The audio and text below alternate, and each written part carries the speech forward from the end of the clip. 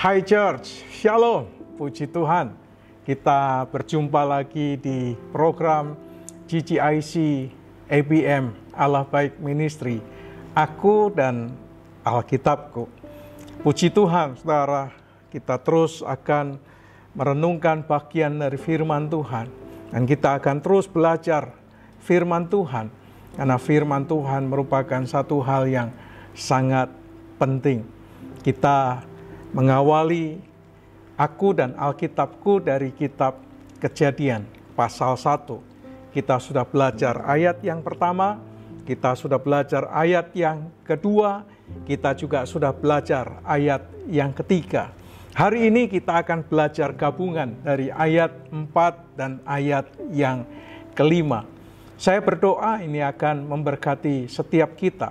Kita akan renungkan firman secara praktis, kita akan aplikasikan dalam kehidupan kita setiap hari. Dan kiranya ketika hidup kita selaras dengan kebenaran firman Tuhan, kita akan hidup di dalam anugerah dan senantiasa menikmati anugerah. Sebelum kita kembali membaca Kejadian pasal 1 ayat 1 sampai dengan ayat yang kelima, saya ingin mengajak saudara untuk menaikkan satu pujian, tiada yang seperti Engkau. Dan kiranya ini pujian ini mengajak kita untuk terus percaya kepada Tuhan, bahwa Tuhan adalah Tuhan yang dahsyat. Amin. Amin. Haleluya. Tiada yang seperti Engkau, Tuhan.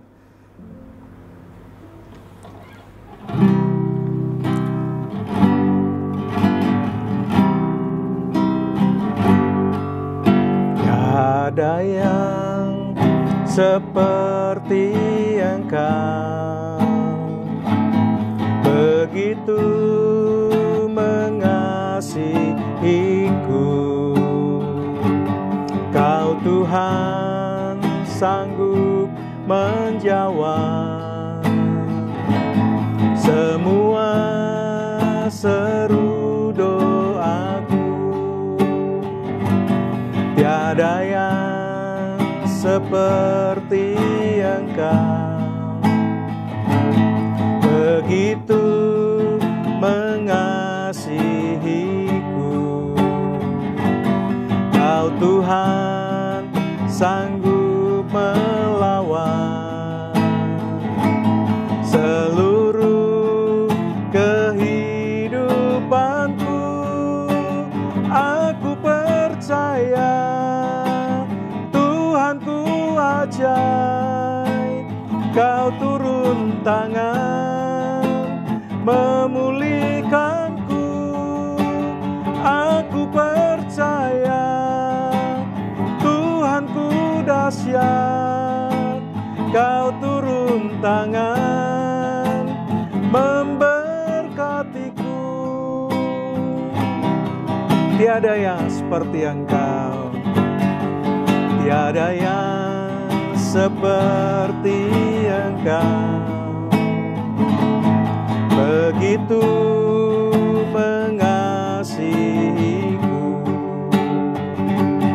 Kau Tuhan sanggup menjawab semua seru doaku.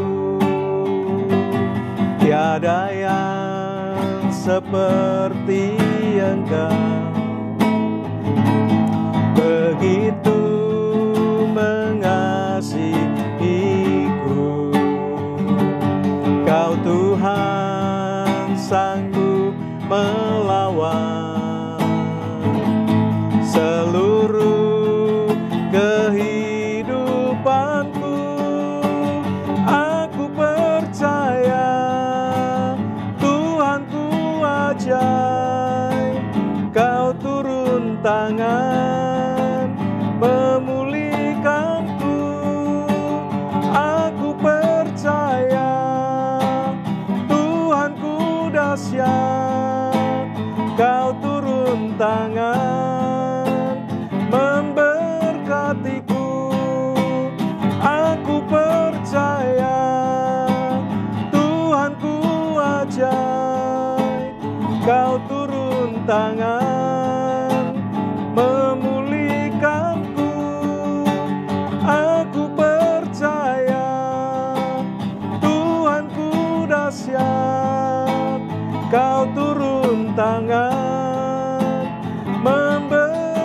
hatiku, aku percaya Tuhanku ajaib. Kau turun tangan memulihkanku, aku percaya Tuhanku dahsyat. Kau turun tangan menyembuhkanku, kau turun tangan menyembuhkanku, kau turun tangan memberkatiku. Haleluya, haleluya, haleluya, terpuji namamu. Haleluya, syukur bagimu, syukur bagimu. Engkau dahsyat, Engkau ajaib. Terima kasih buat anugerah-Mu, buat mujizat, buat kuasa-Mu. Kami bersyukur untuk anugerah kesembuhan yang kami alami. Haleluya, haleluya, haleluya, haleluya, terpuji namamu, terpuji-puji namamu. Haleluya, haleluya. Terima kasih ya Tuhan, Engkau Tuhan yang ajaib, Engkau Tuhan yang dahsyat. Engkau memulihkan kami, Engkau memberkati kami, Engkau menyembuhkan kami, Engkau memberikan kepada kami kasih karunia. Terima kasih ya Tuhan, berkati program ini, aku dan Alkitabku. Kiranya ini membawa kami semakin dalam mencintai firman Tuhan, menikmati kebenaran firman-Mu, dan kami boleh hidup dan menghidupi kebenaran firman Tuhan. Terima kasih Bapa, bersyukur, berbicaralah kepada kami dan berkati kami. Di dalam nama Tuhan Yesus kami berdoa. Haleluya, amin. Puji Tuhan saudara. Saya akan kembali membaca kitab Kejadian pasal pertama ayat 1 sampai dengan ayat yang kelima. Saya percaya ini akan memberkati kita. Saya senang mungkin ada sebagian di antara saudara berkata, kok diulang-ulang Pak? Saudara, Ulangan pasal 6 mengatakan bahwa ajarkanlah kebenaran firman berulang-ulang kepada anak-anakmu. Ketika tidur, ketika berbaring, ketika duduk, ketika berjalan, ketika melakukan apa saja, diulang-ulang kisahnya. Nah, saya berdoa, semakin diulang-ulang, semakin saudara bergairah dengan firman Tuhan. Amin. Amin. Puji Tuhan. Kejadian pasal 1 ayat 1 sampai dengan ayat yang kelima. Pada mulanya Allah menciptakan langit dan bumi. Bumi belum berbentuk dan kosong. Gelap gulita menutupi samudra raya, dan roh Allah melayang-layang di atas permukaan air. Berfirman Allah, jadilah terang, lalu terang itu jadi. Allah melihat bahwa terang itu baik, lalu dipisahkannyalah terang itu dari gelap. Dan Allah menamai terang itu siang, dan gelap itu malam. Jadilah petang dan jadilah pagi, itulah hari pertama. Saudara, saya menggabungkan ayat 4 dan ayat yang kelima menjadi satu kesatuan. Hari ini kita akan melihat apa yang menjadi pesan Tuhan untuk kita di malam hari ini. Saya berdoa ini akan memberkati kita. Nah, saudara, kalau kita membaca khususnya ayat 4 dan ayat yang kelima ini, seharusnya sejak awal kita bisa menangkap dan memahami maksud Allah dari apa yang Dia sampaikan. Ketika penulis kitab Kejadian itu memulai dengan satu kalimat yang sangat tegas, yaitu pada mulanya Allah. Ini sebuah pernyataan yang luar biasa.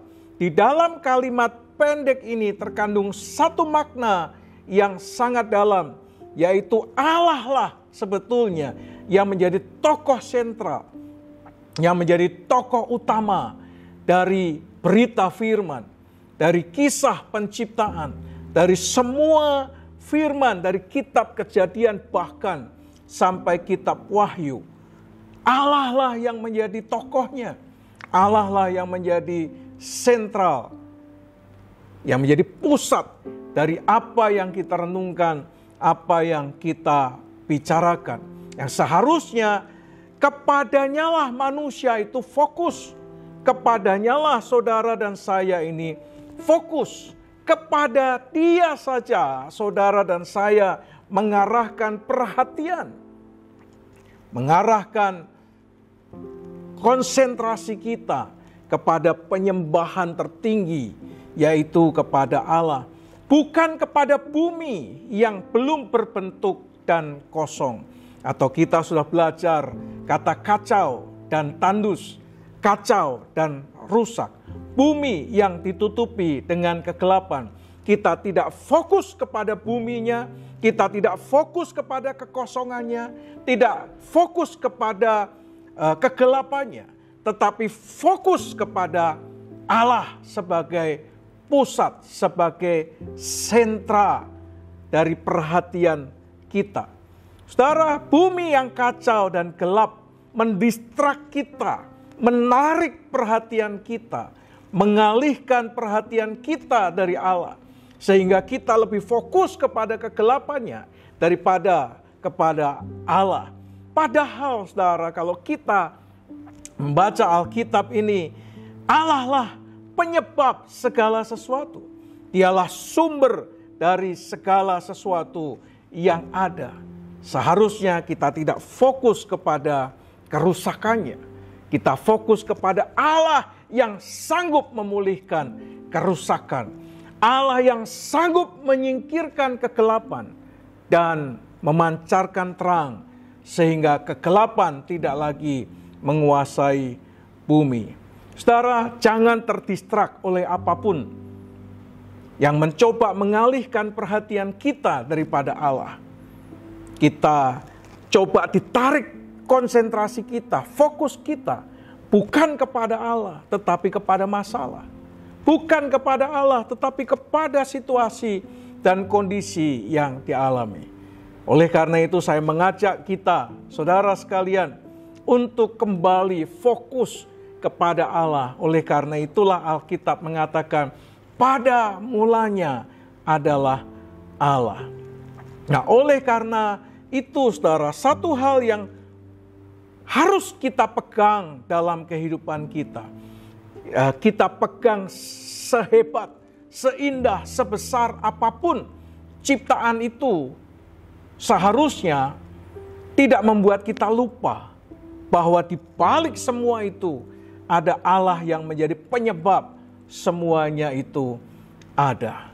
Saudara, satu hal yang perlu kita pahami ketika kita memegang sesuatu yang hebat, sesuatu yang indah, sesuatu yang luar biasa, atau sehebat sebesar apapun ciptaan itu, seharusnya tidak membuat kita lupa bahwa di balik semua keindahan itu ada Allah yang menjadi penyebabnya, karena Dialah pencipta segala sesuatu.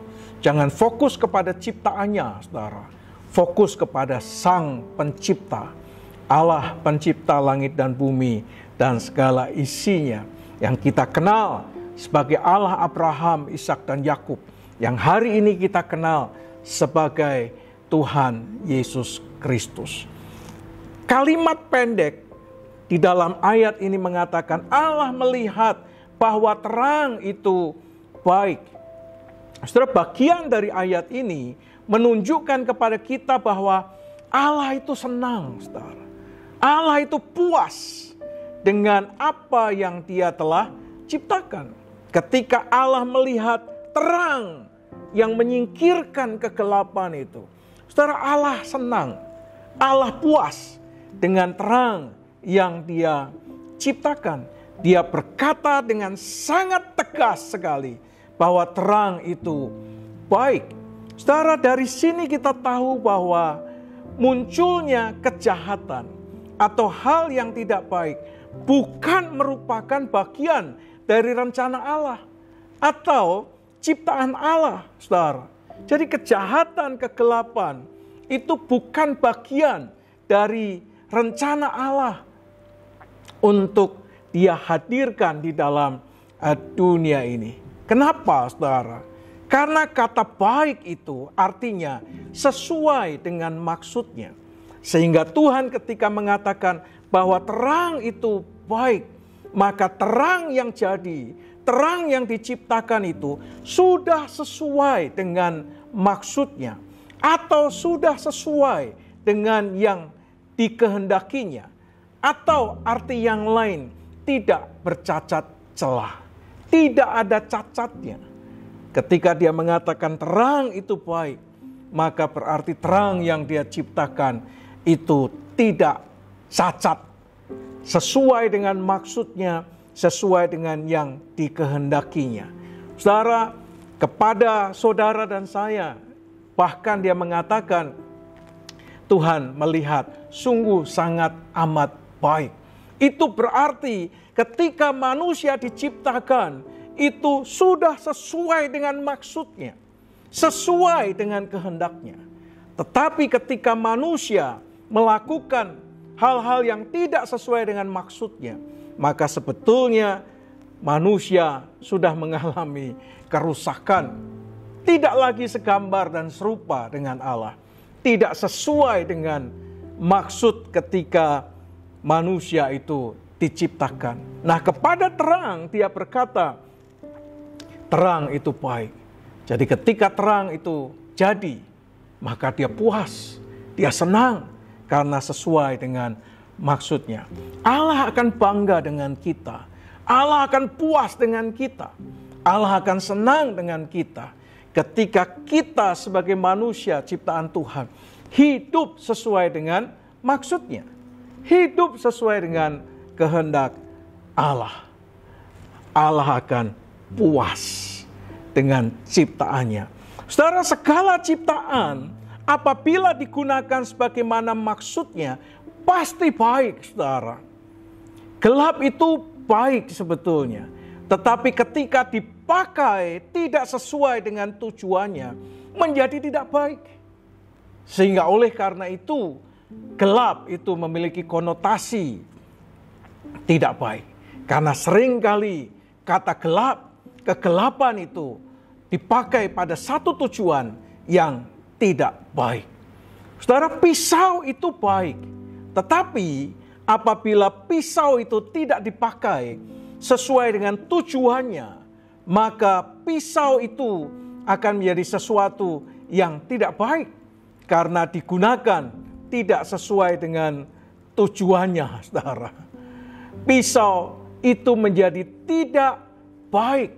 Bahkan bisa dipakai sebagai alat kejahatan. Karena ketika pisau itu diciptakan, dipakai untuk maksud yang baik. Dipakai untuk maksud yang lebih baik. Tapi ketika dipakai untuk tujuan yang tidak baik, maka sebetulnya pisau itu tidak baik. Saudara nangkap dengan ilustrasi ini ya. Jadi segala sesuatu yang diciptakan sesuai dengan yang dimaksud dan yang dikehendaki, maka ciptaan itu baik. Tapi ketika dipakai untuk sesuatu yang tidak baik, maka ciptaan itu tidak lagi sesuai dengan maksud dan kehendak Allah. Sebagaimana kenapa Allah menciptakan hal-hal itu. Saudara lihat Yesaya 41 ayat yang ke-7. Tukang besi menguatkan hati tukang emas, dan orang yang memipihkan logam dengan martil menguatkan hati orang yang menempa di atas landasan. Ia berkata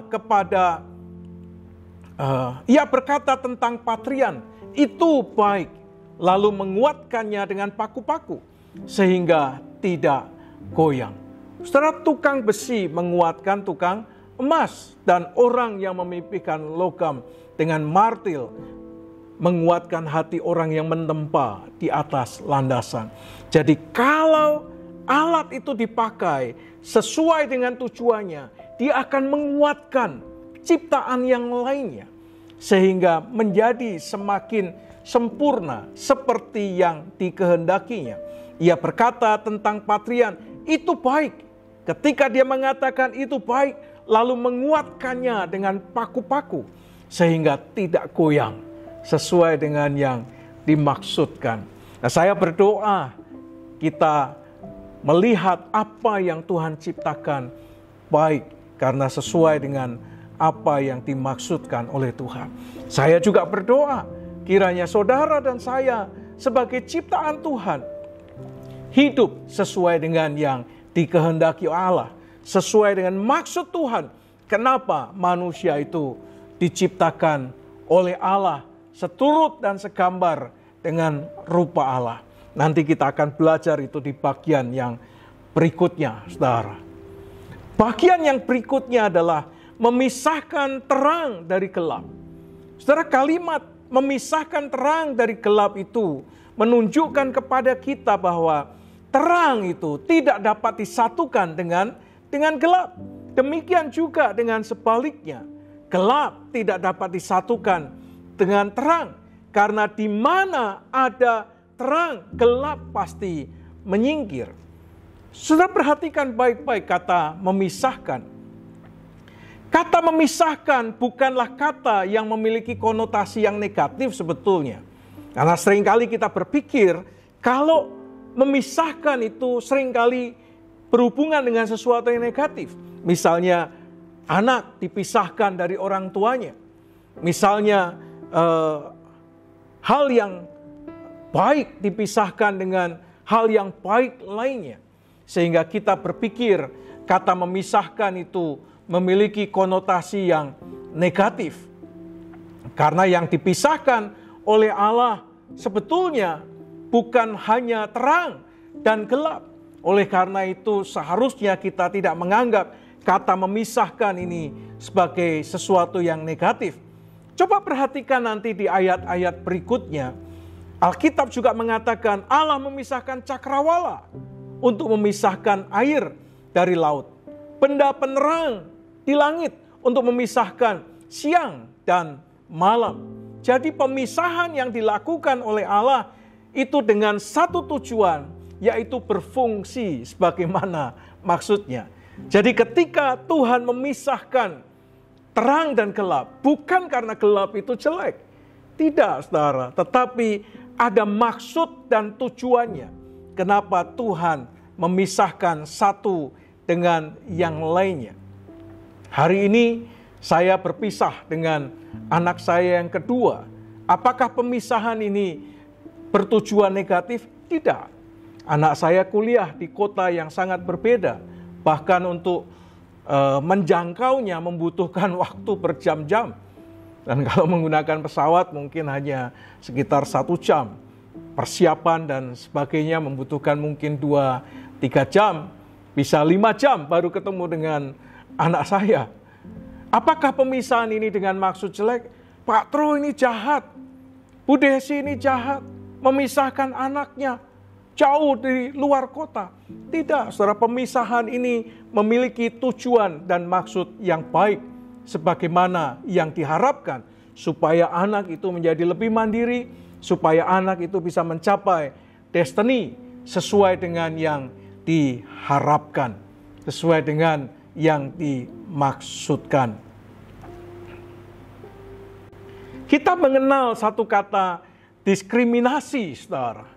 Saudara, kata ini memiliki konotasi yang sangat negatif ketika kita mendengar kata diskriminasi. Karena itu bisa dimaknai apa? Rasis. Diskriminasi bisa bermakna rasis. tidak adil, saudara, dan tendensius, merendahkan bahkan menghina orang lain. Itu diskriminasi. Ketika terjadi diskriminasi, maka itu bermakna negatif karena berhubungan dengan rasisme, berhubungan dengan ketidakadilan, berhubungan dengan asumsi atau tendensi yang negatif, merendahkan dan bahkan menghina. Saudara, memisahkan yang berkulit putih dengan yang berkulit hitam, ini diskriminasi. Ini maksudnya tidak sesuai dengan yang diharapkan. Memisahkan yang kaya dengan yang miskin, memisahkan yang bangsawan dengan kelas budak atau kelas syudra, memisahkan yang pandai dengan yang bodoh. Ini diskriminasi, saudara. Karena kalau itu kita lakukan, maka sebetulnya kita sedang menghina dan menempatkan orang yang berbeda dalam situasi yang tidak sesuai dengan apa yang diharapkan oleh Tuhan. Saudara, Allah memisahkan tidak berdasarkan suka atau tidak suka. Allah memisahkan tidak berdasarkan kebencian. Tetapi, saudara, Allah memisahkan berdasarkan agar terjadi keharmonisan dan saling melengkapi satu dengan yang lainnya. Dari apa yang diciptakan oleh Allah, ketidakharmonisan akan merusak apa yang direncanakan oleh Allah. Oleh karena itu, ketika Allah memisahkan, bukan dengan tujuan supaya terjadi disharmoni, tidak. Tetapi ketika Allah memisahkan, supaya terjadi harmonisasi, saling melengkapi satu dengan yang lain, yang di dalamnya tidak ada rasisme, tidak ada diskriminasi. Karena Allah punya tujuan dengan memisahkan benda penerang di langit untuk memisahkan siang dan malam. Mari, saudara, kita menjaga keharmonisan yang ada baik di alam semesta maupun keharmonisan dalam kehidupan kita sebagai sesama manusia. Jangan dibeda-bedakan, jangan disaing-saingkan, jangan dibanding-bandingkan. Ya, sekarang kan sedang viral itu ya, lagunya Pharrell Prayoga itu ya. Wong kok ngene kok dibanding-banding ke, saing-saing ke, yo mesti kalah katanya ya. Kenapa? Karena memang itulah yang sering kali terjadi. Perbedaan, memisahkan berdasarkan status sosial.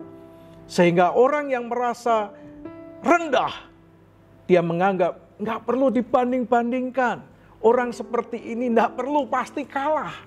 Saudara, jangan membanding-bandingkan. Di gereja juga, jangan terjadi diskriminasi, pemisahan oleh karena status sosial, oleh karena latar belakang, oleh karena suku, dan lain sebagainya.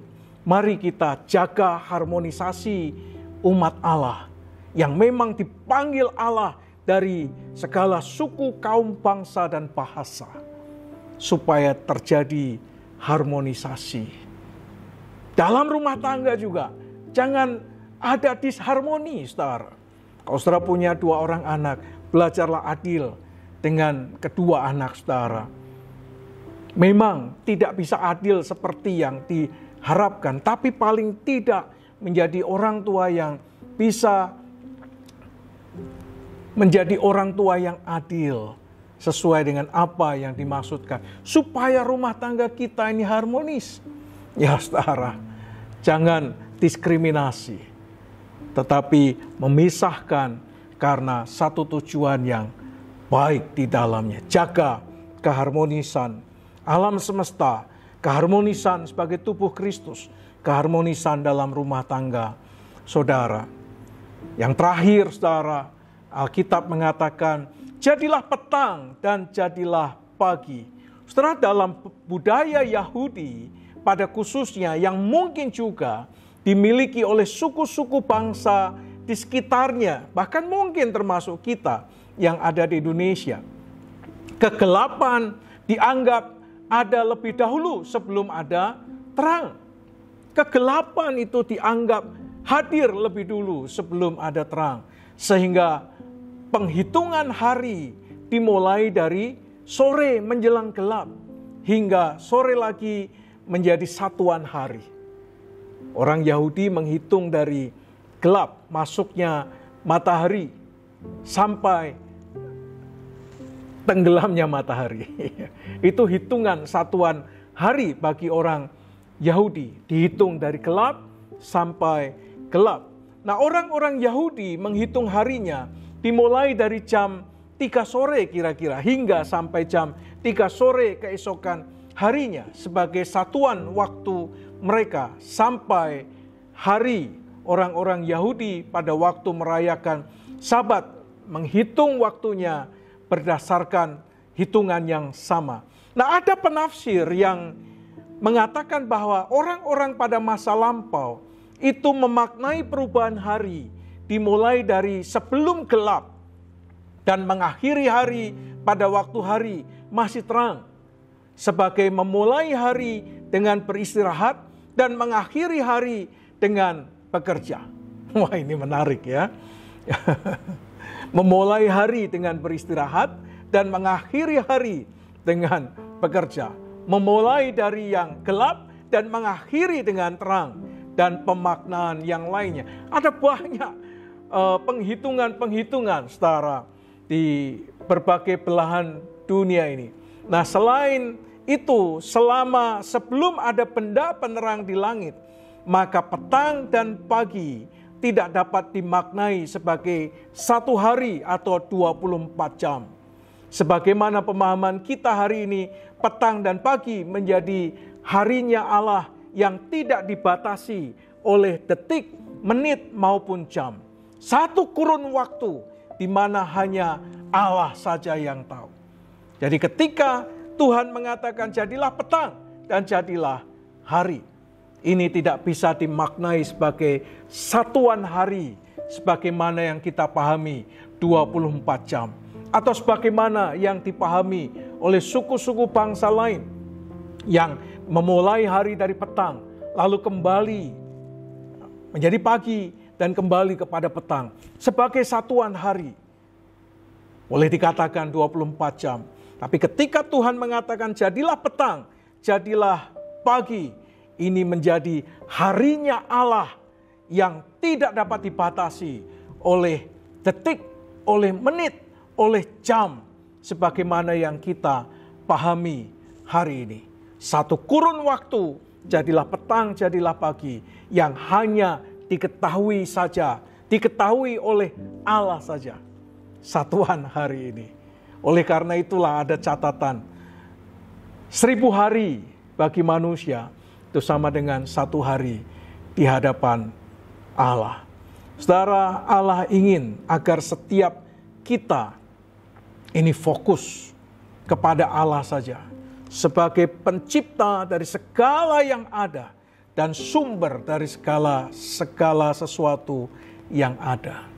Saudara, kita diciptakan oleh Allah sempurna, bahkan lebih mulia dari ciptaan Tuhan yang lainnya.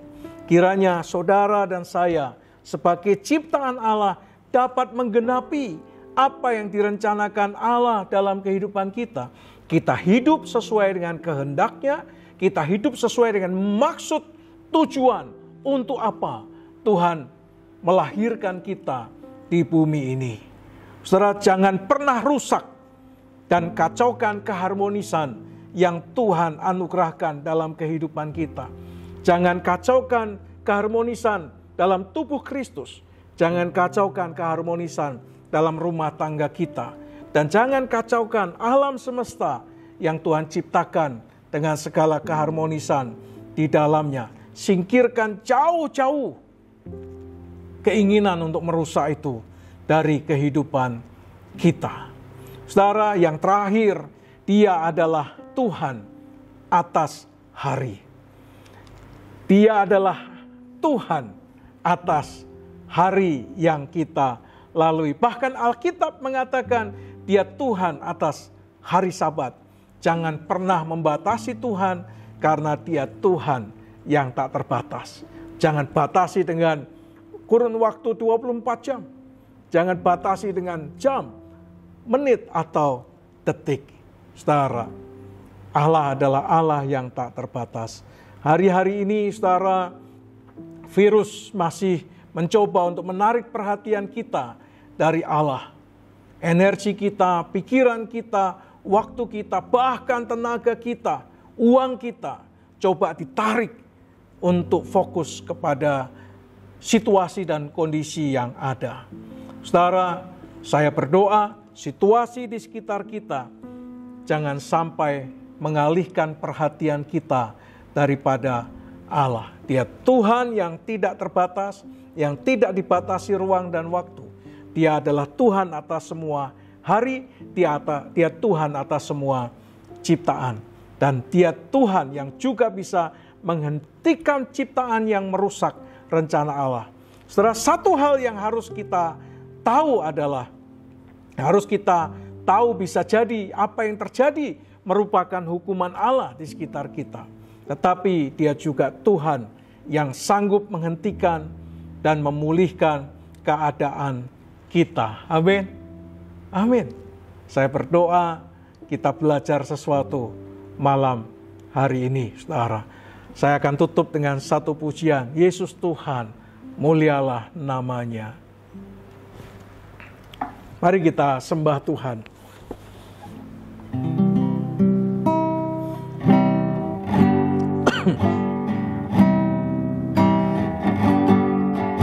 Yesus Tuhan, mulialah namanya. Yesus Allahku, besar kasih-Nya. Dahulu, sekarang, dan sampai selamanya. Kasih-Nya tak pernah berubah. Yesus Tuhan, mulialah namanya. Yesus Allahku, besar kuasa-Nya. Dahulu, sekarang, dan sampai selamanya. Kuasa-Nya tak pernah berubah. Dia sanggup, Yesus sanggup melakukan perkara yang besar. Dia sanggup, Yesus sanggup memulihkan yang terluka, menyembuhkan yang menderita. Dia sanggup memulihkan hidupku. Dia sanggup, Dia sanggup, Yesus sanggup melakukan perkara yang besar. Dia sanggup, Yesus sanggup memulihkan yang terluka, menyembuhkan yang menderita. Dia sanggup memulihkan hidupku.